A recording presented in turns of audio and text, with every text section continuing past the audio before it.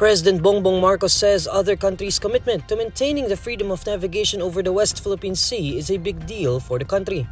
In an ambush interview on Friday, May 10, Marcos says the Philippine government is thankful for its allies like France, whose navy intends to join the Philippines for military exercises. Kami nagpapasalamat sa lahat ng mga iba't ibang bansa, kahit na hindi yung iba nga ay nanggagaling sa malayo pa.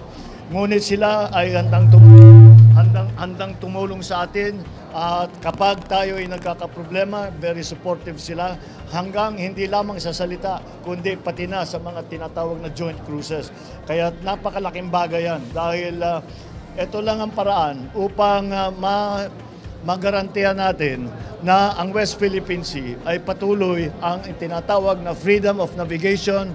According to the president, maintaining a free and open West Philippine Sea would be important to the global economy because many countries rely on that route to sustain growth. At ang daming dumadaan dyan at yung tinatawag na global economy ay umaasa at kinakailangan para ang global economy ay gumanda, kailangan libre, ligtas ang lugar ng West Philippine Sea. Kaya lahat ng tumutulong sa atin, tayo kasama rin dyan, lahat ng tumutulong sa Pilipinas, kami nagpapasalamat at ito ay magiging malaking bagay, malaking tulong para mapayapa at maging stable, may stability ang West Philippine Sea. Just this April 25, the navies of the Philippines, the United States, and France started joint patrols over the West Philippine Sea.